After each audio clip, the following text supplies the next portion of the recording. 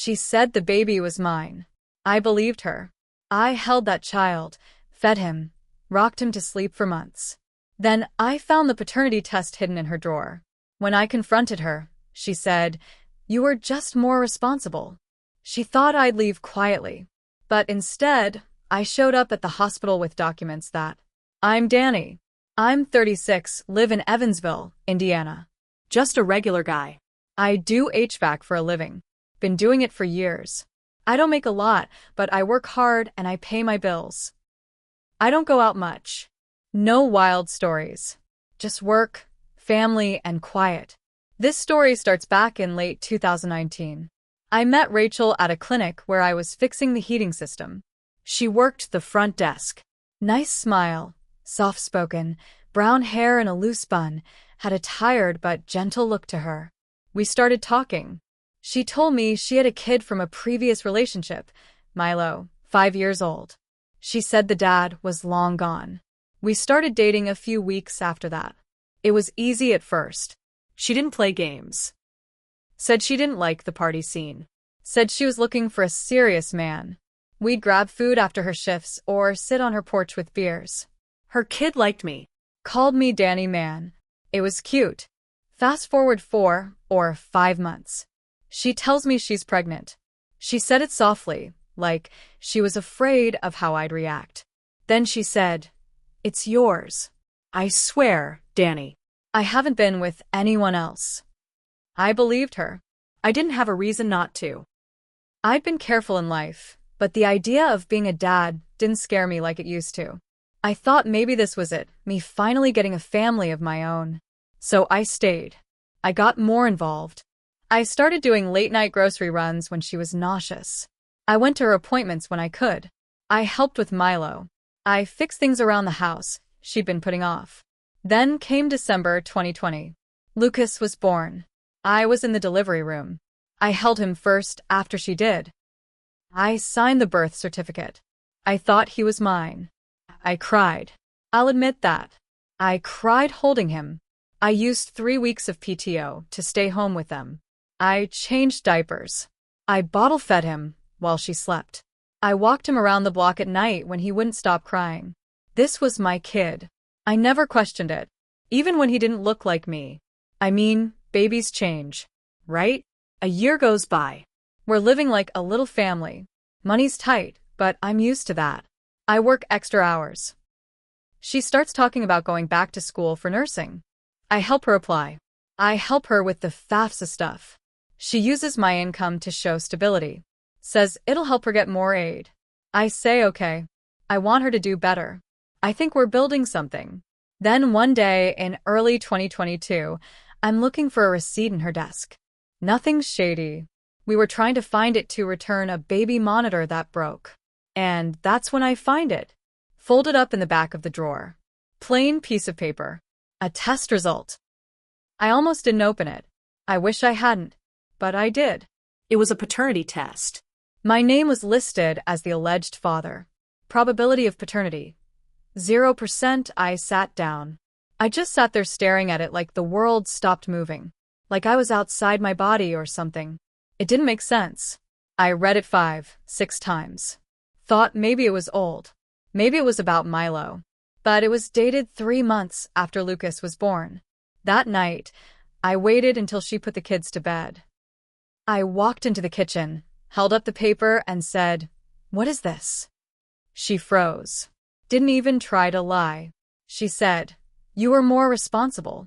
Like it was no big deal. Like she was complimenting me or something. I asked, "So you knew? This whole time?" She shrugged. "I didn't think it mattered. You already love him." I felt sick. I asked, "Does the real dad know?" She nodded. "Yeah, but he's a loser. He's in and out of jail. I didn't want him around. You're stable. You're good." That's when I left. I didn't yell. I didn't cause a scene. I just grabbed a bag and went to my cousin Nate's house. I couldn't sleep for days. I felt like my chest had a hole in it. I couldn't stop thinking about all the nights I stayed up with Lucas. All the diapers, bottles, lullabies. All the times I called him my boy. I wasn't angry at Lucas. He didn't ask for any of this. But I couldn't stay in that lie. And then came the worst part. My lawyer told me that since I signed the birth certificate, I could still be held responsible for child support unless I could prove fraud. Fraud. That word stuck with me. So I got to work. Step 1. I filed to have my name removed from the birth certificate. We used the paternity test, her messages where she told me, "You're the dad," and the fact that she let me believe it for over a year. We also got a statement from the real dad, Troy. I tracked him down through Facebook. Guy looked rough. Tattoos, greasy hair, just out of jail. But I needed him. I met him at a gas station, gave him a copy of the test, and told him Rachel had lied to both of us. He signed an affidavit saying he knew he was the father, and Rachel asked him to stay quiet. Step 2. I went to the hospital where Lucas was born. I brought everything: test results, the affidavit, screenshots of her texts. I told them my name was on a fraudulent birth certificate, that it needed to be corrected. They gave me some legal talk, said I needed court orders. I said, already filed. Step 3. I filed a report with the Department of Education. Turns out Rachel had used my income and claimed me as her common-law spouse on her nursing school financial aid. That's fraud. I sent them all the documentation, emails, application copies. My lawyer helped me draft it all. 3 weeks later, she got a notice that her grant was suspended pending review. 2 weeks after that, she was dropped from her program. She tried calling me, left voicemails crying, saying I ruined her future. She said, "You are the only good man in Lucas's life." I didn't reply. Because she didn't just lie once. She built an entire life out of it. She let me love a child that wasn't mine, let me work myself to exhaustion for a lie, used my name and money to better her situation, all while knowing the truth. She thought I would just walk away quietly. But I'm not that kind of man. After I cut her off, things got real quiet for a while. I didn't block her, but I didn't reply to anything either. The voicemails kept coming. Crying. Apologies. Then yelling. Then more crying. She went from, "I made a mistake," to, "You're ruining my life," within a few days. I ignored it all. But I knew Rachel wasn't going to give up that easy. She's the type that doesn't like losing control. And she was losing everything. Me, the school, the money, and the image she built of being the strong single mom rebuilding her life with the perfect man by her side. About a month later, I got a notice in the mail. It was from Child Support Services. She'd filed for support. For Lucas. My name was still being processed for removal on the birth certificate, but it hadn't gone through yet. That meant legally, I was still on the hook. My lawyer told me not to panic, but I did anyway. I couldn't sleep. I started drinking again. I was snapping at people at work. I hated that I had done everything right, been the good guy, and still might end up paying for a kid that wasn't mine. That's when I decided to go public. Not online. Not some rant on Facebook. I'm not that guy. I called Rachel's school, not the admissions office. I went straight to the dean's office and made an appointment. Sat down with a folder full of proof. Test results, affidavits, my legal filings, and her fraudulent use of my name and income on government forms. I laid it all out. The woman sitting across from me, some short-haired administrator, looked like she'd seen this kind of thing before, but still looked pissed. She said, "We'll be reviewing this." I said, "Make sure you do. Because if this school helps her finish her degree using fraud, I'll go to the state board." A week later, I got a call back. Rachel had been expelled. Not suspended. Not put on leave. Straight up kicked out. Her dream of being a nurse? Done. Just like that. But that only made her more dangerous. About a week later, I came home from work, and my neighbor across the street, old guy named Clint, waves me over.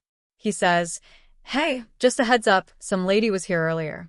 Took pictures of your house, your truck, even peeked into your trash can." I already knew who it was. Sure enough, the next day, I get a visit from CPS. Child Protective Services. They said they got a report that I had been violent toward children and was possibly endangering minors by leaving medication out in the open. I don't have kids. No kids live with me. I don't even have medication lying around. But Rachel had filed a fake report. She tried to get the state to harass me because I took away her money train. CPS did their visit. Looked around. Took pictures. Found nothing. The woman doing the inspection apologized. Said they had to follow up no matter what. My lawyer added this to the case too. I knew at this point I had to go deeper. So, I hired a private investigator. I wanted to know what else she was hiding. If she was this reckless now, I figured she'd done even worse before. 2 weeks later, he came back with gold. Rachel had a sealed charge from 3 years ago. Domestic battery. Against a former roommate. She'd gotten into a fight, broken a lamp over the woman's head, and the woman filed charges.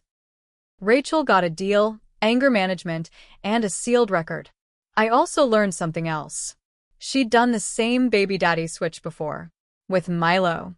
Turns out, she told another man that Milo was his.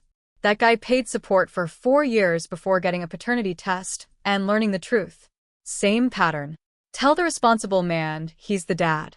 Keep the real father out of the picture. Use the good man to cover her life, then toss him when he's no longer useful. I reached out to the guy from Milo's case. His name's Brett. Lives an hour away. I showed him what happened with me. He showed me court paperwork from his own mess with her. We made a plan. Rachel had left a trail of destruction behind her. She thought nobody would talk. She thought we were all just disposable. She was wrong. So me and Brett started talking. Compared timelines. Compared stories. It was disturbing how similar they were. He met Rachel back in 2015. Same routine. She said she was done with losers, said she wanted a real man, said she wanted a stable life for her son. Brett was a factory supervisor. Good guy. Made solid money. He stepped in and did everything a father should. Then when Milo turned 4, Brett got a gut feeling something wasn't right. Milo didn't look like him. Rachel started acting cold. Always snapping at him, picking fights, staying out late, and blaming it on schoolwork. One day she slipped up and said something like, "Brett ain't even Milo's real dad anyway." He got a paternity test behind her back. 0%. He took her to court and got out of paying child support, but she dragged it on for nearly a year. Spread rumors about him at his job, even told his family he hit her. He almost lost his position at the plant. Took him 2 years to clean up that mess. Sounded real familiar. So when I told him about Lucas and how she tried to run the same play with me, he said something that stuck with me. She doesn't care who she ruins as long as she gets what she wants. And that's when I decided I wasn't done yet. I wanted her exposed. The PI I'd hired still had open hours left on his retainer, so I asked him to go further. I wanted to know who the real father of Milo was just out of curiosity, honestly. But what he found shocked both me and Brett. The guy's name was Mike Carter. Lived 1 town over. Had a record. Theft, drug charges, assault. He'd been in jail twice. But here's the kicker. He was listed in a sealed family court file as the biological parent of Milo. Rachel had told Brett that Mike was her cousin. That's why he was around the house sometimes, just dropping off stuff. Turns out, Rachel let Mike crash with her on and off for months when she was still with Brett. The PI even found old social media posts from Rachel's deleted Facebook where Mike was tagged in photos holding Milo as a baby. Comments like father and son time and like father like son. She deleted those later, but screenshots don't lie. I forwarded everything to Brett. He said, "I want to ruin her too." Rachel, by the way, was still trying to play victim in town. I started hearing from mutual friends that she was telling people I abandoned her and our son. Said I was bitter and abusive. Said I was jealous because she moved on. Moved on? That's when twist number 3 hit. The PI sent me one last report. He had tracked her new boyfriend. Guess who it was? Troy. The actual father of Lucas. Yep. The same guy she originally said was trash. The one she claimed was in and out of jail. The one she said she didn't want anywhere near her kids. She was dating him now. And according to the report, he'd moved into her mom's house where Rachel was now staying. Troy. The real dad. Living with her. You can't make this stuff up. Now I knew two things. One, Rachel was probably going to try the same thing again, just with Troy this time. Two, she had no clue what was about to hit her. Because Brett and we were talking to lawyers, planning something bigger. Something legal, but public. We weren't just going to let her keep doing this to people. We wanted a record. Something that couldn't be sealed, couldn't be erased, couldn't be spun into a pity story on Facebook. Something real. And we had the truth on our side. Brett and I spent the next 2 months building our case. We filed a civil suit together. Joint plaintiffs. Based on fraud, emotional distress, and financial damages. We used her own words against her. Texts, messages, and even the paternity test. Brett still had emails from years ago where Rachel called him Milo's real father and begged him to do the right thing. Our lawyer said the case was rare, but not impossible. Especially with both of us showing the same pattern. Rachel lied about paternity, used us for money, and then caused damage when the truth came out. We served her the papers on a Friday afternoon, right at her mom's house. Brett and I were both there. We didn't say a word, just stood back and let the process server hand her the envelope. She screamed, slammed the door, then tried calling us back to back. We didn't answer. Here's where it gets worse for her and better for us. The court filings were public. People in town started asking questions. People she worked with before, people she knew from school, even her old church group. The story started spreading. People saw the pattern. 2 different men. 2 different kids. Same lies. Same tactics. Then someone anonymously, it wasn't me, but I have a good guess, emailed her nursing school and sent them the new information about Brett and the sealed record involving her first fraud case. That sealed record? Opened up in discovery during our suit. Now it was part of our evidence. The nursing board launched an ethics investigation. She'd already been expelled, but now she was flagged at the state level. That meant she couldn't just go to another school and start over. She couldn't take her credits and transfer. She couldn't reapply for a license later. She was blacklisted. Then Troy got involved. He and Rachel had started fighting once the lawsuit became public. Turns out, he didn't like that she never told him about Brett, or that she tried to frame him as deadbeat dad number 2. He thought he was the first one she did this to. Nope. Troy contacted me out of nowhere. Said, I didn't know she was like this. I didn't feel sorry for him. I told him, you knew she lied. You just didn't care until it hit you. He backed off after that. But then came the final blow. Rachel tried to file for custody against Troy. She said he was abusive, unfit, unstable. Problem was, she'd already told the court he was her partner and living with her. She'd posted pictures on social media of them playing house together. It looked bad. Real bad. The judge looked at her, then at the files, then back at her again. Denied. Full joint custody to Troy. She didn't even get primary. So now, she had to share custody with a guy she once called trash, while living in her mom's house with no job, no degree, and 2 court cases hanging over her. A few months later, our civil case wrapped up. We won. The court awarded me and Brett small but meaningful financial compensation, enough to matter. More importantly, they put everything in writing. That Rachel had knowingly misled 2 men about the paternity of 2 different children. That she financially benefited from those lies. That she caused real emotional harm. The judge didn't hold back. She called Rachel's behavior a sustained pattern of manipulation, targeting men she perceived as stable, then discarding them once they served her needs. It's all public record now. Forever. And me? I moved on. I still think about Lucas sometimes. Not with pain. Just with distance. I loved that kid once. But he was never mine. That part hurts, and maybe it always will. But I don't blame him. I also realized I had to take some accountability too. I moved fast. I trusted too quick. I ignored signs that didn't feel right. That part's on me. I've been working on myself. Saving money. Seeing a therapist. I started dating again, slow this time. Honest this time. I also joined a local support group, men dealing with paternity fraud. Turns out, we're not rare. There are more of us than you'd think. And now, Rachel's name is a warning in those groups. A real, living example of what happens when lies go too far. She lost her career. She lost control. She lost both her golden tickets, Brett and me. And the men she tried to use? We found each other and made sure the world would know exactly who she is. Forever. That's my story.